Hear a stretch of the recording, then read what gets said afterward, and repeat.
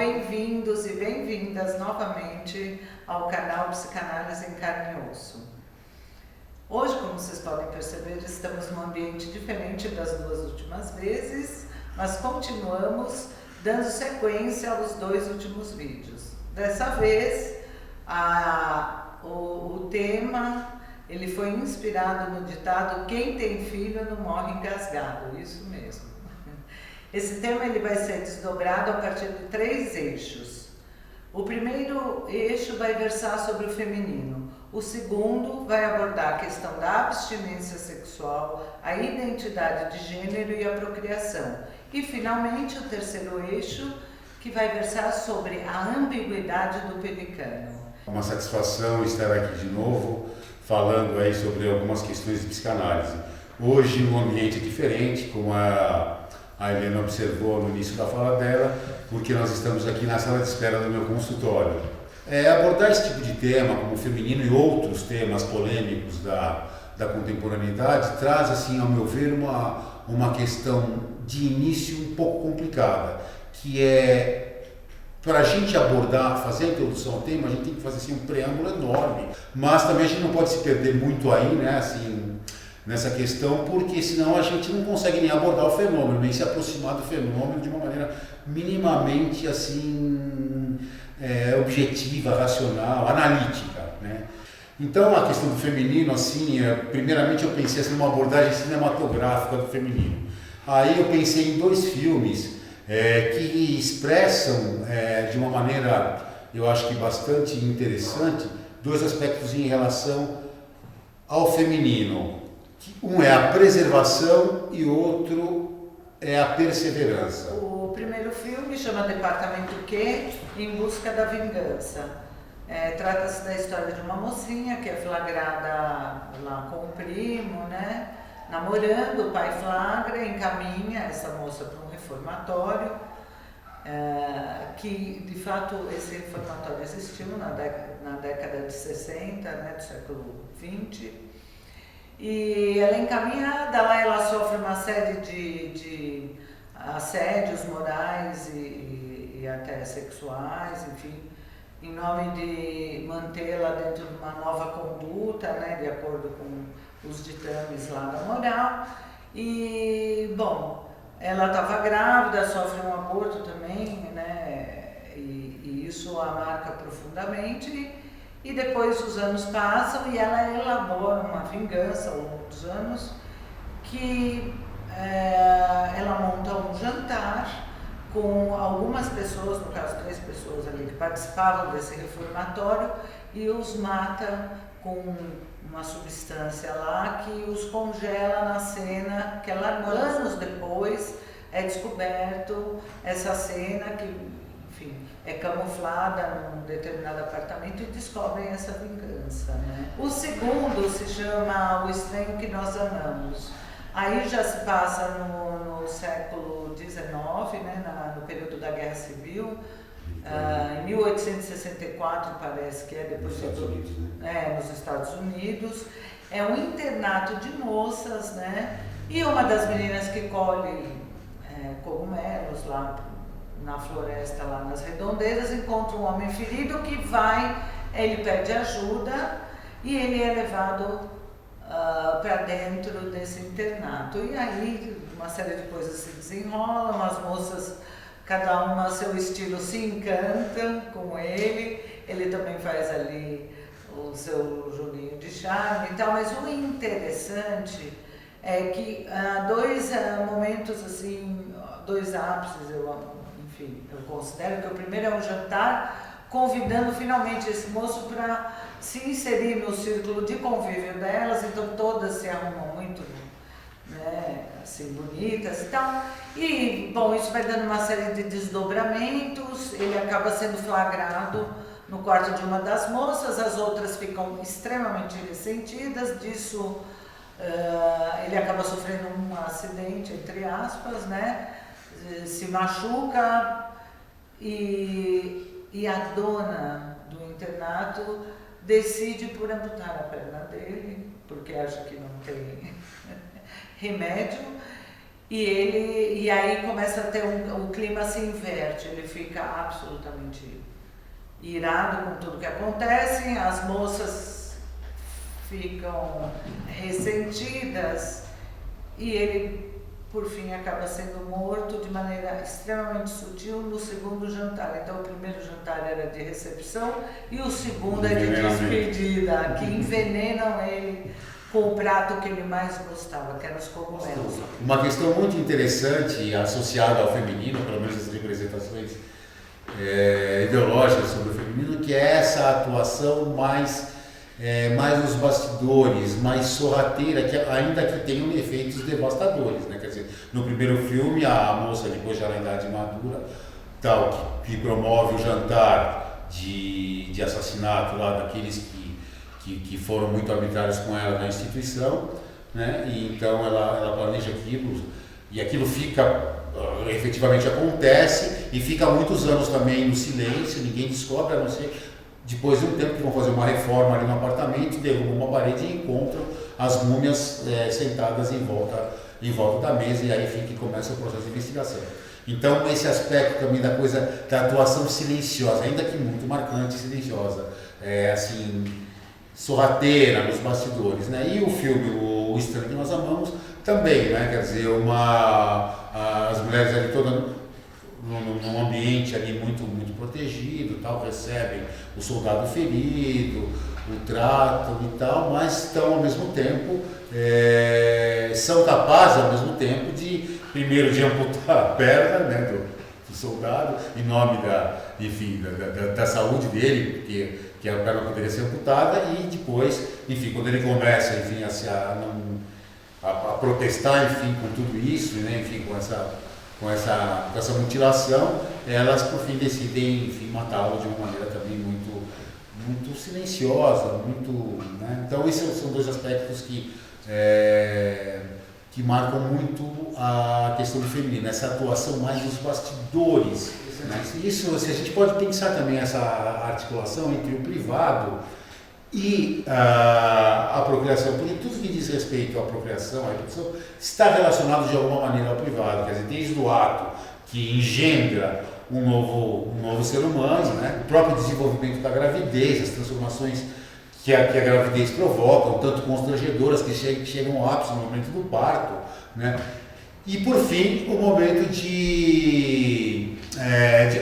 período depois de acolher aquela nova cria humana e de cuidar dela, enfim. E essa questão da gravidez, do parto, é algo que eu vejo pouco falado nas ciências humanas, até mesmo da psicanálise, assim. Não se aborda tanto essa questão desse ponto de vista, né, de quanto é difícil para as mulheres, enfim, acolher tudo isso, essa transformação corporal, depois e viver por conta, enfim, da sua cria nos primeiros tempos de vida. O Freud abordou a questão do feminino a partir da questão do filho, né, de uma maneira assim que o filho seria como uma coisa meio compensatória da inveja do pênis, da angústia de castração, né? Então a mulher se sentiria ali, viveria ali um júbilo em compensação à decepção que ela teve ao se dar conta da diferença de sexo. Até 50 anos atrás, mais ou menos, um pouco mais do que isso, a gente ouvia falar que tal mulher teve 10, 12 filhos. Imagina o que significa isso, né? Quer dizer, a mulher vivia, enfim, então, tinha uma gravidez após a outra, cada gravidez, todas essas transformações corporais, enfim, tudo isso. Depois nascia o filho, tinha que se dedicar a ele, enfim, nos cuidados que um recém-nascido exige ao longo dos primeiros anos de vida, etc. Então foi uma coisa extremamente trabalhosa. Além do que, associado a isso, tinha o temor lá, a angústia psicológica. E se na hora de sair, o bebê está lá, né? Então, quer dizer, então, além de todas essas transformações constrangedoras físicas, de ver o próprio corpo né? Além tinha, enfim, essa questão também, vamos dizer, mais psicológica, que é o medo, né? E se eu morrer quando chegar a hora, como se dizia antigamente, né? Uma boa hora, né? Desejando às suas mulheres um bom momento de parto. Então a coisa é extremamente enfim, complicada, e eu repito, vi dar pouca atenção a isso, né? E nos autores, assim, de psicanálise e outros também de outras ciências humanas, e acho interessante isso, né? Porque realmente é constituinte da questão do feminino, é você pensar na relação do feminino com a gravidez. Evidentemente que hoje é diferente, as mulheres pensam e repensam, enfim, a questão de ter filhos já não é uma coisa tão, vamos dizer, tão natural, né? E claro que foi se criando ideologicamente um engodo no sentido de amenizar isso, né? Tentando dar um caráter até místico para a maternidade. Ser mãe é padecer no paraíso. Ou os pais são capazes de coisas assim, de dar a vida pelos filhos. Claro, isso eu acho que é até legal a gente desenvolver esse aspecto, ou ter notícias sobre esses aspectos, assim, dessa capacidade de transcender o ser humano, quer dizer, de dar a vida pelo outro, ser filho, etc, etc. Mas é claro que a gente, como psicanalista, também não pode ser tão otimista assim, né? Ainda que acredite que o ser humano seja capaz, em alguns momentos, ter atos de transcendência, mas é claro que na questão das relações entre pais, mães, filhos e filhas, sempre fica uma lógica da compensação, né? Tem um filme que você havia comentado também, que fala justamente dessas transformações, enquanto a mulher se sai das transformações. Sim, que é um filme que se chama Ouro e a Gaivota, que justamente trata da história de uma moça que era uma atriz, não é isso mesmo? Isso, E que ela, no momento que o grupo dela vai ter uma turnê importante e tal, ela engravida. E ela é uma gravidez de risco e ela tem que abandonar o trabalho para ficar em repouso, né?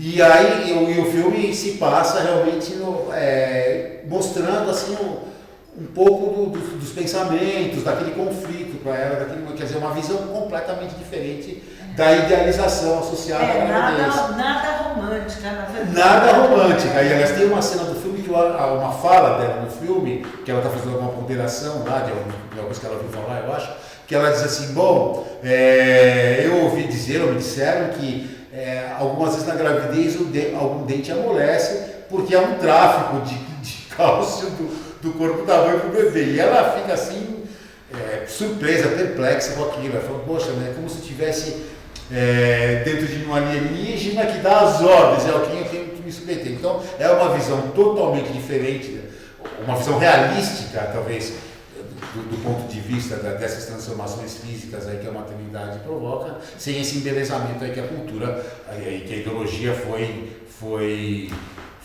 fazendo em relação a isso. Talvez o grande interesse, quer dizer, a grande novidade, não sei se é novidade, mas esse filme me chamou a atenção, é de realmente abordar do ponto de vista bem íntimo disso que você estava tocando no assunto, das transformações corporais, etc. Quer dizer, da vivência dessa mulher em relação à gravidez. É um pouco duro, às vezes, de ver, parece muito frio, mas não deixa, quer dizer, é quase como se fosse a reflexão dela em voz alta, né? O filme traz essa reflexão. O bebê toma ali toda a cena, ainda que ele nem exista mas a ideia do bebê, ela toma a cena, enfim, de toda a vida ali da mulher naquele momento, se ela influenciou, né? Que hoje a gente vê que é bem diferente, quer dizer, hoje da década de sei lá, de algumas décadas do século XX, finais do século XX, a coisa começou a se modificar e as mulheres começaram a ficar mais, enfim, mais soberanas em relação à decisão de ter filhos, enfim, né? Ou no mínimo a questionar, enfim, poderem, né? E os anticoncepcionais, e a própria secularização. Quer dizer, por outro lado, tem também que saídas antes, né? Porque hoje há mais saídas possíveis. Sim. Né? Então, a primeira ideia que eu quero deixar dessa conversa aqui é procriação, reprodução humana, ela presentifica, ela testemunha, ela é um testemunho da vulnerabilidade. O tema da sexualidade, ele nos últimos séculos, ou sei lá,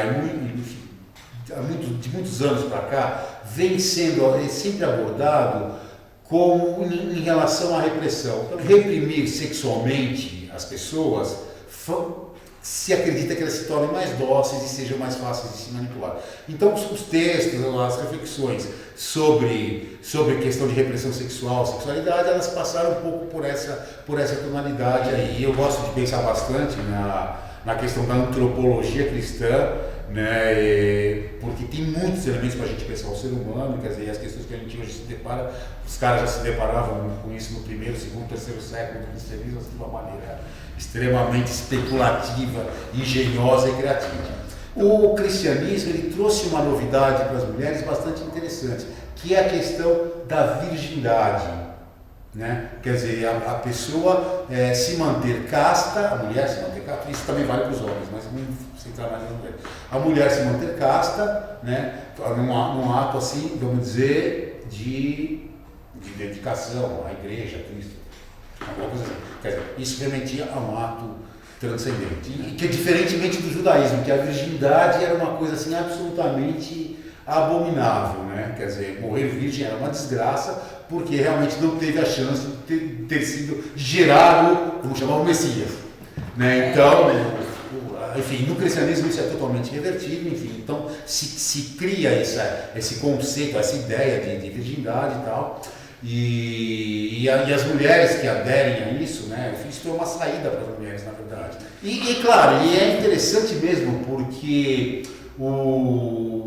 se a gente voltar, né, nessa questão, aliás, além de ter a virgindade, outros grupos, algumas seitas também, que valorizavam, que pregavam a continência, justamente pensando nessa ideia de que a procriação, o ato sexual, que o fim último do ato sexual é a procriação, pelo menos a consequência última do ato sexual é a procriação, né? Então pensavam que se você se entregasse à prática sexual e a sua consequência, você estaria, na verdade, alimentando um ciclo de vulnerabilidade humana. Por exemplo, tem o São Gregório de Nissa, que é um padre da Igreja Oriental, ele vai relacionar diretamente a questão da procriação à questão da morte, né? E vai dizer, e aí é bem legal, a gente vai lá para o Gênesis, né? O início, que é que o homem, quer dizer, o homem e a mulher, quando eles caem no pecado original, a consequência imediata é a morte, beleza, né?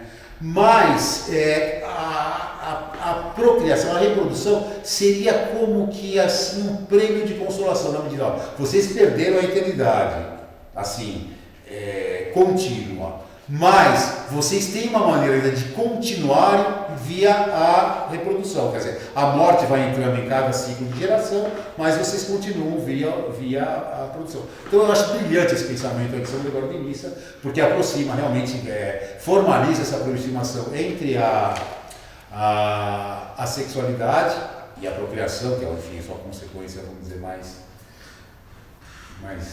profunda, né? E a questão da morte. Nessa dimensão do castigo entram três aspectos, né? O aspecto da diferença sexual que aparece ali, né? Quer dizer, porque a procriação implica em dois gêneros. Aí aquilo aparece ali nessa maneira bem clara, eles se dão conta do constrangimento da diferença sexual, ou seja, da vulnerabilidade, né? Porque tudo isso está dizendo em relação à vulnerabilidade mesmo humana, né? Que se coloca a quebra dessa harmonia com a natureza, né? Que se coloca aí mediante essa ideia do castigo. E aí o castigo vai ser enunciado, né? Vai ser formulado por Deus em duas, um componente em relação à mulher e um componente em relação ao homem. Em relação à mulher, qual é o enunciado do castigo? Você vai gerar filhos na dor. E o Adão, por sua vez, vai receber o mandato de você vai ter que sustentar sua família com o suor do seu rosto. Quer dizer, o trabalho vai ser uma coisa, enfim, você vai ter que se dedicar ao trabalho, o trabalho vai ser uma coisa penosa. E ainda para Eva, o Criador acrescenta, você vai se colocar subalterno ao desejo do homem. E aí a coisa complica para o lado da mulher, né? Porque dá totalmente o fundamento ideológico, quer dizer, encapsula a mulher no desejo, é como se assim, se a mulher fosse comandada pelo desejo, além da vulnerabilidade, enfim, da morte, enfim, que se implica toda aí nessa cena do pecado original, né? Nesse mito do pecado original, ainda se sobrepõe à mulher a questão de uma vulnerabilidade em relação ao próprio desejo, né? Quer dizer, como se fosse para atingir o próprio desejo, a mulher faria qualquer coisa, então precisa ter alguém ali para refrear, né? Para refrear. Nesse sentido, a continência ali dá uma certa, vamos dizer, suaviza essa diferença de gêneros, né? Quer dizer, quando a mulher opta, por exemplo, pela questão da virgindade, né? Que você havia comentado. Quer dizer, porque ela... Sim, claro, porque aí ela, desse aspecto de que a continência, quer dizer, estão pegando essa lógica do pecado original, quer dizer, você então entrar nesse ciclo reprodutivo, você estaria alimentando então vida, morte, vida, morte, vida, morte, vida, morte. Então, quer dizer, aí a continência, a virgindade entraria realmente, eu me recuso a participar desse ciclo. Em relação a Adão e Eva, quer dizer, se eles não tivessem... Exatamente a questão que eu coloco para vocês pensarem aí antes de dormir hoje. Que é isso, se não tivesse havido o pecado original, né, quer dizer, a gente pode pensar o seguinte, que só teriam existido no mundo Adão e Eva. Porque eles teriam vivendo no paraíso, eles seriam eternos, imortais, porque o que traz a morte é realmente a desobediência, o pecado original, né? Então eles estariam vivendo lá eternamente, só os dois, não precisaria, não teria diferença de sexo, não teria nada mais, né? Não teria reprodução, porque só seriam os dois. Os dois até é uma questão interessante, né? Que se o Adão e Eva não tivessem caído a tentar, ouvido a serpente, o mundo só teria duas pessoas. Né? Agora, como que a gente pode pensar também a questão da procriação, né? Que é outra componente dessa temática que você está abordando, abstinência, identidade de gênero e procriação, né? No sentido das novas formas de reprodução. Quer dizer... A questão do gênero, a questão da identidade, de você se reconhecer em qualquer forma de gênero possível, né? Não dá para a gente pensar que não tenha uma relação com a questão da procriação, né? Porque, quer dizer, quando o sujeito adere, né, a um estilo, a um gênero, a uma modalidade de ser do mundo, né, não dá para a gente pensar que, mesmo que não seja claro para ele, que haja uma ponderação consciente, vamos dizer assim, que leve em conta a questão da procriação. Né? Bom, Mário, ainda dentro desse tema, né, da reprodução, a mídia, a gente tem visto assim, com relativa frequência o quanto as pessoas têm recorrido à questão de engendrar um filho, ainda que não, vamos dizer que a condição biológica não permita isso de modo natural, ou seja, duas pessoas da mesma condição biológica, dois homens ou duas mulheres, né? Hoje é possível, via técnicas de inseminação, mesmo que os corpos não participem daquela forma absolutamente natural, tradicional, mas que pode colocar material genético dos membros da parceria, dos futuros genitores, enfim, então tem várias técnicas. Talvez é possível que chegue um momento do avanço tecnológico que até, vamos dizer, um corpo originalmente masculino possa sofrer algum tipo de intervenção que ele possa gerar um filho. Gostaria de te perguntar em relação à adoção, né, que é uma outra modalidade dessa questão de filhos, né, como que a gente poderia pensar a questão das relações, né? Como elas poderiam se estabelecer ou se estabelecem?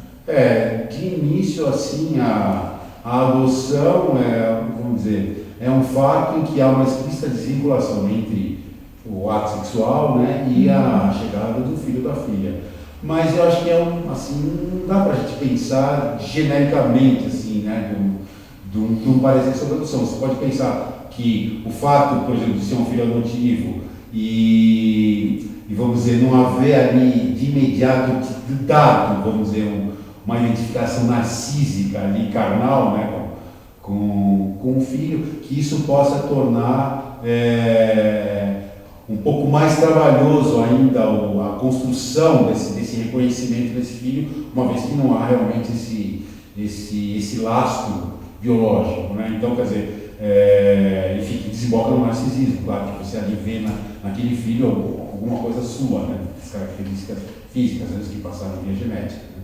Então, isso pode, por um lado, gerar um trabalho mais intenso, de você criar e ter que criar e elaborar um suporte narcísico para sustentar, enfim, essa paternidade, essa maternidade desse produtivo. Ou podemos pensar justamente ao contrário, né? Pelo fato justamente de não haver esse lastro biológico, aí, né, esse reconhecido narcísico, que seja talvez mais fácil de elaborar as relações com esse filho. Então acho que não dá para ter uma coisa assim fechada. Mas, de qualquer forma, sempre tem na noção marcada essa desvinculação entre o ato sexual, a prática sexual da parceria e a geração do filho. Então acho que, assim, a princípio não dá para a gente, né, cada caso é um caso, enfim, cada caso traz as suas questões específicas. De qualquer forma, né, juntando todas essas situações aí que a gente está abordando aqui, que fica mesmo muito claro, muito evidente que o ato de procriar, né, é um ato que envolve muito trabalho, do ponto de vista físico e do ponto de vista psicológico também, essas funções aí, a parentalidade humana, né? Então aí escolhi também para a gente fechar aqui a nossa reflexão um símbolo também usado no cristianismo, né, que é o pelicano, né? O pelicano é uma coisa bem interessante porque a relação do pelicano com os seus filhotes, né, é muito interessante. E é uma ave que chamou a atenção, enfim, de vários pensadores desde a antiguidade pagã, né? Tem o Eliano, fala bastante do pelicano. Depois tem um outro tratado egípcio do século II, tal. Por exemplo, o pelicano guarda no bico a comida do dia anterior em épocas de escassez de alimento, para depois dar essa comida acumulada no bico dele para os filhotes no dia seguinte, quando vai escassez de alimento, etc. E também muitas teorias, assim, o pelicano virou quase que uma ave mítica, né, no sentido de que quando, por exemplo, o pelicano, tem várias versões sobre a relação do pelicano com os filhos. Por exemplo, uma delas é que quando os filhos nascem, os filhotes nascem, e os próprios filhotes agridem os pais, assim, atacam a face dos pais, atacam os pais, né? E os pais, em reação a isso, acabam matando os filhotes, né? E aí choram por alguns dias esses filhotes mortos, né? E aí, na expiação disso, o pelicano se fere no flanco, né? E o sangue que verte daí respinga sobre os filhotes ressuscitam, né? Isso é uma coisa bastante interessante nesse sentido, até que o pelicano foi tomado como exemplo, né, como um símbolo cristão, justamente isso, né, em analogia ao sangue de Cristo que salva a humanidade, o sangue do pelicano que salva os filhotes. Mas de qualquer forma, então, aí o pelicano, com essa questão da comida, quer dizer, guarda a comida para os filhos e tal, retoma aí o começo, né, o pontapé inicial em que foi ditado quem tem filho não morre engasgado, que faz a gente pensar, então, justamente nesse aspecto transcendental da paternidade, né? Quer dizer, o ditado fala dessa transcendência na cultura, quer dizer, então os pais têm que deixar os filhos se alimentar primeiro e só se alimentam depois de saciados os filhos, né? É uma coisa assim, eu acho que bonita, né? Que mostra realmente, como eu já disse em um momento do programa de hoje, esse aspecto da transcendência das relações humanas, isso torna a gente animado e tal, mas também faz a gente ficar pensar, isso vai ter a sua conta, vai ter a sua contrapartida, né? Então, quer dizer, comer pouco, né? Comer menos para os filhos se saciarem primeiro, implica na probabilidade de se engasgar menor, né? Porque se você come muito, a probabilidade de se engasgar é maior. Se você come pouco, a probabilidade de engasgar é menor, né? Então, também comer pouco, talvez seja uma sabedoria, comer pouco nesse sentido, deixar os filhos se saciar, né? E falar, olha, eu me contento só com as sobras dos filhos e tal. Isso vai ter, talvez, vai ter uma coisa assim, bom, pelo menos eu não preciso pagar a conta, né? Ou a conta vai ser menor. A conta vai ser menor, né? Mas isso com certeza vai ter a sua contrapartida nessa demanda dos pais para os filhos, de alguma maneira isso vai ter que ser ressarcido, que é a linha, enfim, da compensação de gozo que eu tenho assim sido uma maneira de conduzir aí a minha linha de pensamento em relação a isso. Qual é a inspiração para a próxima gravação? Gostaria que você... Então, aí, aproveitando sua pergunta, no próximo eu pensei agora já me esquentei um pouco, esse é o terceiro, o próximo será o quarto, em falar um pouco sobre a questão da psicanálise com a religião. Na verdade, isso é um tema que eu tenho estudado há muitos anos, né, pelo recorte religioso da mística. Então eu pensei em abordar um pouco, sei lá, a questão do gozo na religião cristã. Mas então aí eu pensei, e aí vocês vão ver até o próprio ditado que eu escolhi para inspirar essa reflexão desse próximo programa, que é: quanto mais se reza, mais seu coração aparece. Né? Então, a partir daí, quero pensar essas questões do gozo na religião, alguns aspectos estéticos da religião, alguns aspectos antropológicos e a própria produção, enfim, dos místicos, que eu já me identifico um pouco sobre isso. Tá bom? Então, obrigado. Um abraço a todas e todos e até o próximo. Pessoal, fica aqui o convite para vocês se inscreverem no canal, apertar o sininho aí que dá o alerta dos novos episódios e também um pedido para que vocês sugiram temas. É um canal aberto, a gente gosta de tratar dos temas, vamos dizer, de interesse, né? Não só da psicanálise, mas das pessoas, porque sem as pessoas a psicanálise é inócua. Então, fica aqui a sugestão, perguntas, questionamentos, e também em breve nós iremos trazer alguns convidados para também interagirem aqui com o bate-papo, enriquecer ainda mais, trazer talvez também questionamentos ao vivo, posicionamentos, tá bom, pessoal? Então, até a próxima, e fica aí o recado.